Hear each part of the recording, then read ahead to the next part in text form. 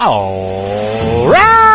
Welcome back to another episode of The Insider. This time we take a look at an AFC North battle for irrelevancy between the Browns and the Steelers. Usually around this time in the season, the Steelers would be battling the Ravens for the AFC North crown, while the oft-forgotten Ohio teams have already begun tweaking version 3 of their draft boards. Instead, the Steelers went 0-9 and had to do some serious soul-searching. No!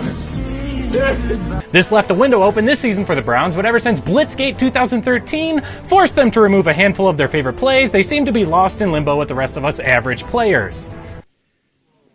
So, a relatively irrelevant game between division rivals who had already thrown in the towel on this season. Let's dive in. Steelers receives the ball, and Mark Mariani does what I paid him $800,000 last season to do, and he couldn't deliver. But just like that, Steelers are up 7-0. The Browns get a nice run to the outside here from Trent Richardson, which sets up this easy completion again to Trent Richardson, tying the game up at 7. Jordan Norwell then employs the old "everyone look over here while I slip out over there" maneuver, made popular by Bull Titan and currently being utilized by Tails, to gain a nice chunk of yards until Madden Karma bites him in the ass and the Browns recover the fumble. But come on now! Did you really think Jordan Norwell was going to just juke a defender and keep going here? Kip Ricketts is back to his old tricks, just finding Trent Richardson. I will follow him wherever he may go. But then he gets sacked and Cleveland settles for a field goal. 10-7, Cleveland. Jordan Norwell steps up into a warm man pocket a couple times and the Steelers get a long field goal, tying the game at 10.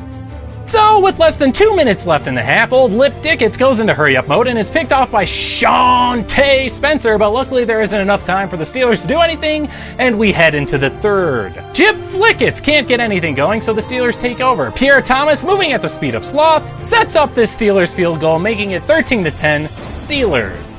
Hey! Remember when people used to score touchdowns? Neither does Pip Buckets, who throws his second interception of the day, which sets up this touchdown pass to Sean Oda, making it 20-10 Steelers. And now Cleveland needs to hurry, so Dip Tickets goes back to the ever-reliable screen pass. Follow him wherever he... And then it's Wes Welker brushing off a defender and finishing the drive, making it 20-17 with 2.5 minutes left. The Steelers can taste victory for only the second time this season, and decide to not play it safe, and the worst possible scenario actually happens, they turn it over.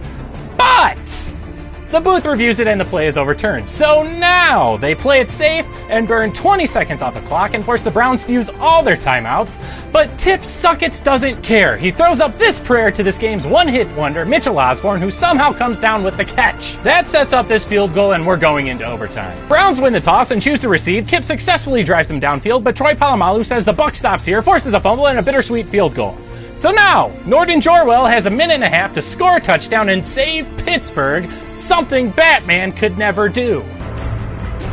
So, he scrambles, he gets sacked, he completes 2 short passes to the right. He then finds Luke Vanai in the middle, who gets tackled at the 1, which sets up this play which will forever play in GTI's head.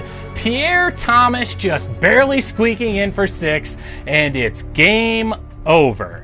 And now for Captain Hindsight. I know it's hard trying to lock down all the receivers, but you gotta keep a spy on Jordan for the 2 times a game he's gonna burn you. So that's all for this episode. Until next time, good luck in your matches, and to the New England Patriots, good game, sir.